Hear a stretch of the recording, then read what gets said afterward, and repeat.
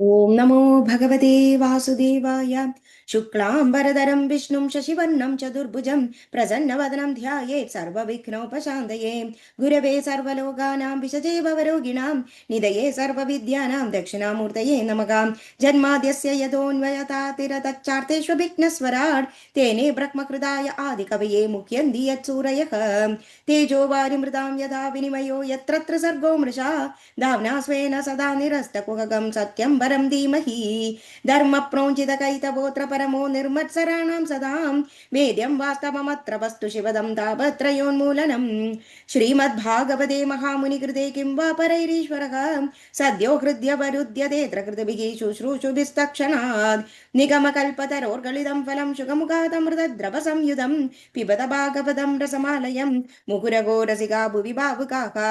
सच्चिदानन्दरूप नारायणं नमस्कृत्य नरं चैव नरोत्तमं देवीं सरस्वतीं व्यासं ततो जयमुदीरयेत्। यं प्रव्रजन्तमनुपेतमपेतकृत्यं द्वैपायनो विरककादर आजुगाव पुत्रेति तन्मयतयो तरवोऽभिनेदु तं सर्वभूतहृदयं मुनिमानतोऽस्मि। यस्वानुभावमखिलश्रुतिसारमेघमध्यात्मदीपीतमतितीर्षितां तमोदं संसारिणां करुणयाकपुराणगुह्यं तं व्याससूनुमुपयामि गुरुमुनीनां। मूकं करोति वाचालं पङ्गुं लङ्घयते गिरिं यत्कृपातमकं वन्दे परमानन्दमाधवं। यं ब्रह्मा वरुणेन्द्ररुद्रमरुतस्तुन्वन्ति दिव्यैस्तवैः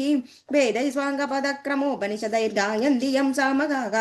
ध्यानावस्थितगद्गदेन मनसा पश्यन्ति यं योगिनो यस्यान्तं न विदुसुर असुरगणा देवाय तस्मै नमः। कोमलं कूजयन् वेणुं श्यामलोऽयं कुमारकः वेदवेद्यं परं ब्रह्म भासदां पुरतो मम। भूधैर्मखद्भिर्य इमा पुरो विभुः निर्माय शेदे यदमूषु पूरुषः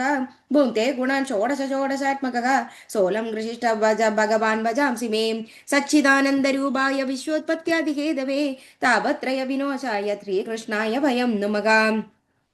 अद एकोनत्रिंशत्तमोऽध्यायः। प्राचीनबर्हिरुवाच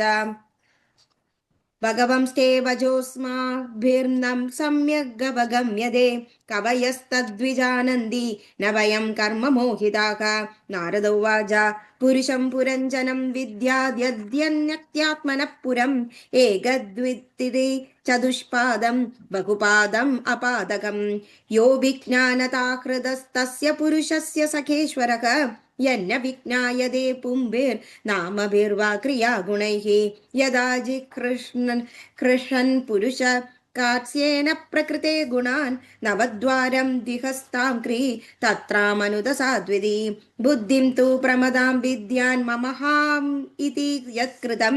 यामधिष्ठाय देकेऽस्मिन् पुमान् भुङ्क्ते क्षभिर्गुणान् सखाय इन्द्रियगणाज्ञानं कर्म च यत्कृतं सत्यस्तद्वृत्तय प्राणः पञ्चवृत्तिर्यदो रगः बृहद्बलं मनोविद्यादुभयेन्द्रियनायकं पञ्चाला पञ्चविषया यन्मध्ये नवखं पुरम् अक्षिणी नासिके कर्णौ मुखं शिश्नगुदाविधि द्वे द्वे द्वारौ बहिर्यादि यस्तदिन्द्रियसंयुतः अक्षिणी नासिके आस्यम् इति पञ्चपुरकृताः दक्षिणा दक्षिणकर्ण उत्तरा चोत्तरस्मृतः पश्चिमे इत्यदो द्वारौ गुदं शिश्नमिहोच्यते कद्योत्यो विर्मुखी चात्र नेत्रे एकत्र निर्मिते रूपं विभ्राजितं ताभ्यां विचष्टे चक्षुषेश्वरः नलिनी नालिनी नासे गन्धः सौरभ उच्यते क्राणो वधूदो मुख्यास्यं विपणो वाग्रः विद्रसः आपणो व्यवहारोऽत्र चित्रमण्डो बहुधनं पितृहूर्दक्षिणः कर्ण उत्तरो देवहू स्मृतः प्रवृत्तं च निवृत्तं च शास्त्रं पञ्चालसंनिधं पितृयानं देवयानं श्रोत्रश्रुतद्धराद् व्रजेत् आसुरी मेढ्रमर्वाद्वार् व्यवायोगा ग्रामीणां मरदिः उभस्तो दुर्मदः प्रोक्तो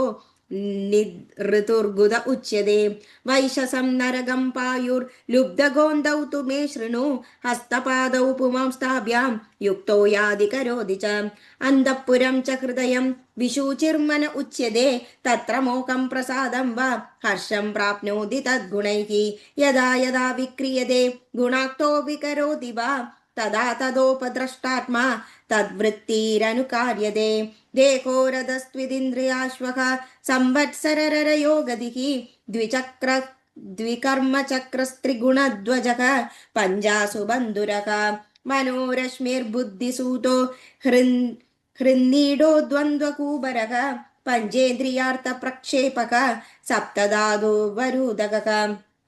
आकूतिर्विक्रमो बाह्यो मृगतृष्णां प्रधावति एकदशेन्द्रियच्चमुः पञ्चसूना विनोदकृत् संवत्सरश्चन्दवेगः कालो येनोपलक्षितः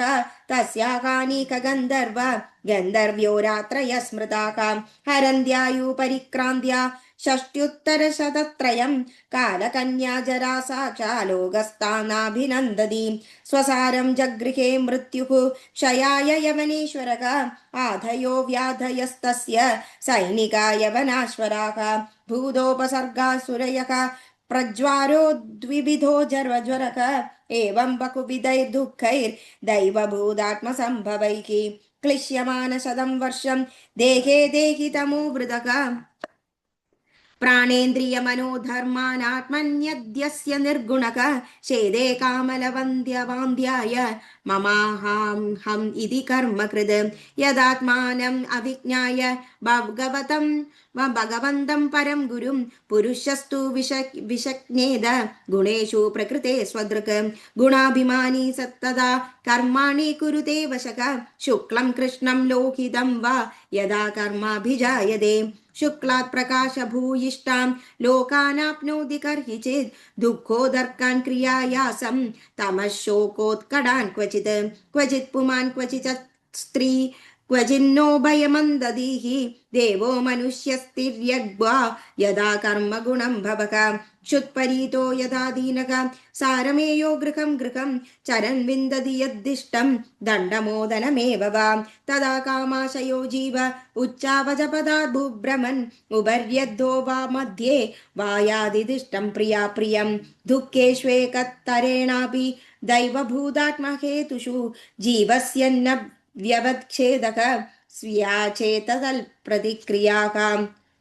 यदा हि पुरुषो भारं शिरसा गुरुमुद्वहन् तं स्कन्देन स आदत्ते तदा सर्वा प्रतिक्रियाः नैकान्तदप्रतीकारः कर्माणां कर्म केवलं द्वयं ह्यविद्योपसृतं स्वप्ने स्वप्न इवानख अर्थे ह्यविद्यमानेऽपि संसृतिर्न निवर्तते मनसा लिङ्गरूपेण स्वप्ने विचरतो यदा अदात्मनोऽर्थभूतस्य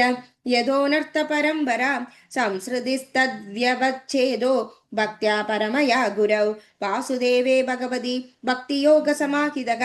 सद्रीचीनेन वैराग्यं ज्ञानं च जनयिष्यति सोचिरादेव राजर्षे स्यादच्युतः कदाश्रयः शृण्वदश्रद्धदानस्य नित्यदा स्यादिदीयदः यत्र भागवता राजन् साधवो विशदाशयाः भगवद्गुणानुकदन श्रवणव्यग्रचेदसक तस्मिन् महन्मुखरिता मधुभिच्चरित्र पीयूषशेषसरित परिदस्रबन्धि तायेऽपि वन्द्य विदृशो नृपगाढकर्णे तान् स्पृश्यन्त्य शनत्रिड्भयशोकमोहाः एतैरुपद्रुता नित्यं जीवलोकस्वभावजैः न करोति हरेर्नूनं कदा मृदनिदौरतिं प्रजापतिपति साक्षात् भगवान् गिरिशो मनुः दक्षादय प्रजाध्यक्ष नैष्टिका सनकादयक मरीचिरत्र्यङ्गिरसौ पुलस्त्य पुलकक्रतुः भृगुर्वसिष्ठ इत्येते मदन्दा ब्रह्मवादिनः अद्याभिवाचस्पदय तपो विद्यासमाधिभिः पश्यन्तोऽपि न पश्यन्ति पश्यन्तं परमेश्वरं शब्दब्रह्मणि दुष्पारे चरन्त उरुवित्सरे मन्त्रलिङ्गैर्व्यवच्छिन्नं भजन्तो न विदुप्ररं यदा यमुन गृह्णाति भगवानात्मभावितः स जगादिमतिं लोके वेदे च परिनिष्ठितां तस्मात् कर्मसु बर्हिष्मन् न ज्ञानादर्ककाशिषु मार्थदृष्टं कदा शोस्त्र स्पर्शिष्य स्पष्ट वस्तुषु स्वलोकं न विदुस्ते वै यत्र देवो जनार्दनः आहुर्धूम्रधियो वेदं स कर्म कमदद्विदः आस्तीर्यदर्भै प्रागग्रैः कार्ष्ण्येन क्षितिमण्डलं स्तब्धो बृहद्वन्दाम्नानि कर्मणैव नावैषि यल्परं तल्कर्म हरितोषं यत्स विद्या तन्मधिरत्यया हरिर्देहभृदात्मा स्वयं प्रकृतिरीश्वरः तत्पादमूलं शरणं यदक्षेमो नृणामिक स वै प्रिय तम् अश्चात्मा यदो न वयमण्वपि इति वेदः स वै विद्वान् यो विद्वान् स गुरुर्हरिः नारद उवाच प्रश्न एवं हि संचिन्नो भवतः पुरुषर्षभ अत्र मे वदतो गुह्यं निशामय सुनिश्चितं क्षुत्रश्चरं सुमनसां शरणे मिदित्वा रक्तं षडङ्क्री गणसामलुब्धकर्णम् अग्रे भृगान् सुतृपो विगणय्य यान्दं पृष्ठे मृगं मृगय लुब्धगबाणमिन्नम् सुमनः समधर्माणां स्त्रीणां शरण आश्रमे पुष्पमधुगन्धवल् क्षुद्रतमं काम्य कर्म विपाकजं कामसुखलभं जैह्वैपत्स्त्याभिविजिन्वन्दं मिथुनीभूय तमभिनिवेशितमनसं षडङ्क्रिगणसमासामगीत वदति मनोहरवदिनादिजनां लापेक्ष्वदितरामधि प्रलोभितकर्णमग्रे वृगयूधवदात्मन आयुर्करदो होरात्रान्तान् काललविशेषान् विगणय गृहेषु विहरन्तं पृष्ठद एव परोक्षमनुप्रवृत्तो लुब्धगः कृतान्तोऽन्तशरणेयमिह परावृद्यति तमिमिलात्मना महोराजन् भिन्नहृदयं द्रष्टुमर्हसीति सत्त्वं विचक्ष मृगचेष्टितात्मनोऽन्द चित्तं नियश्च हृदि कर्णधुनीं च चित्ते जह्यङ्गनाश्रममत्सप्तमयूधगादं प्रीणीहि हंस शरणं विरमक्रमेण राजोवाच श्रुतं मन्वीक्षितं ब्रह्मन् भगवान् यदभाषद नैदज्जानन्द्युपाध्याय किं न ब्रूयुर्विदुर्युधि संशयोऽत्रत्तु मे विप्र संचिन्नः सल्कृतो महान् ऋषयोभिः मुह्यन्ति यत्र नेन्द्रियवृत्तयः कर्माण्यारभते येन पुमानिह विहायतम् अमुत्राण्येन देहेन जुष्टानि स यदश्नुते इति वेदविदां वादः श्रूयते तत्र तत्रः कर्म यत्क्रियते प्रोक्तं परोक्षं न प्रकाशते नारद उवाच येनैवारभते कर्म तेनैवामुत्र तत्पुमान् भुङ्क्ते ह्यव्यवधानेन लिङ्गेन मनसा स्वयं शयानमिममुत्सृज्य श्वसन्तं पुरुषो यदा कर्मानज्ञाहितं भुङ्क्ते तादृशेन तरणे वा ममैते मनसा यद्य दशावकमिति ब्रुवन् गृह्णीयात् तत्पुमान् राधं कर्म येन पुनर्भवक यदानुमीयते चित्तम् उभयैरिन्द्रिये हितैः एवं प्राग्देहजं कर्म लक्ष्यते चित्तवृत्तिभिः नानुभूतं स्वकानेन देहेनादृष्टम् अश्रुतं कदाचिदुपलभ्येत यद्रूपं यादृगात्मनि तेनास्य तादृशं राजं लिङ्गिनो देहसम्भवं श्रद्धस्त्वाननुभूतोऽर्थो न मनः स्प्रष्टुमर्हति मन एव मनुष्यस्य पूर्वरूपाणि शंसति भविष्यतश्च भद्रं ते तदैव न भविष्यतः अदृष्टम् अश्रुतं चात्र क्वचिन्मनसि दृश्यते यदा तदानुमन्तव्यं देशकालक्रियाश्रयं सर्वे क्रमानुरोधेन मनस्सीन्द्रियगोचराः आयान्ति वर्गशो यान्ति सर्वे समनसो मजनाः सत्त्वैकनिष्ठे मनसि भगवत्पार्श्ववर्तिनि तमश्चन्द्रमसि वेदम् उपरज्यावभासते नाहं ममेति भावोऽयं पुरुषे व्यवधीयते यावद्बुद्धिमनोक्षार्ध गुणव्यूहोऽख्यनादिमान् सुप्तिमूर्च्छिचोपदापेषु प्राणायन विघाततः नेहतेऽहम् इति ज्ञानं मृत्युप्रज्वारयोरपि गर्भे बाल्येऽप्य पौष्कल्या देशादशविधं तदा लिङ्गं न दृश्यते यूनक कुक्वां चन्द्रमसो यदा अर्थे ह्यविद्यमानेऽपि संसृतिर्न निवर्तते ध्यायतो विषयानस्य स्वप्नेनर्थागमो यथा एवं पञ्चविधं लिङ्गा त्रिवृद् षोडश विस्तृतम् एष चेतनया युक्तो जीव इत्यभिधीयते अनेन पुरुषो देहानुपादत्ते विमुञ्जति हर्षं शोकं भयं दुःखं सुखं चानेन विन्दति यदा तृणज्जलूकेयं नापयात्यपयादि च न त्यज्यत् म्रियमाणोऽपि प्राग्देहाभिमतिं जनः यावदन्यं न विन्दत व्यवधानेन कर्मणां मन एव मनुष्येन्द्रिय भूतानां भवभावनं यदा क्षैक्षरिश्चाध्यायन् कर्माण्याचिनुते सकृत् सदि कर्मण्यविद्यायां बन्धकर्मण्यनात्मनः अधस्तदपवादार्थं भजः सर्वात्मना हरिं पश्यंस्तदात्मकं विश्वं स्थित्युत्तत्पत्यभयार्यतः मैत्रेयोवाच भागवतमुख्या भगवान् नारदोऽहं सयोर्गतिं प्रदर्श्य ह्यमुमान्द्र सिद्धलोकं तदोगमत् प्राचीनपर्कीराजर्षिः प्रजासर्गाभिरक्षणे आदिश्य पुत्रनगम् अत्तपसे कपिलाश्रमं तत्रैकाग्रमना वीरो गोविन्दचरणाम्बुजं विमुक्तसङ्गोऽनुभजन् भक्त्या तस्माम्य तामगात् एतदत्यात्मपारोक्षं गीतं देवर्षिणा नख यश्रावयेद्य शृणुयात् स लिङ्गेन विमुच्यते एतन्मुकुन्दशसा भुवनं पुराणं देवर्षिवर्यमुखनिःसृतमात्मशौचं यकीर्त्यमानमधिगच्छति पारमेष्ट्यं नास्मिन् भवे भ्रमति मुक्तसमस्तबन्धः अध्यात्मपारोक्षमिदं मयादिदगद्मद्भुतम् एवं स्त्रियाश्रमपुंसचिन्नो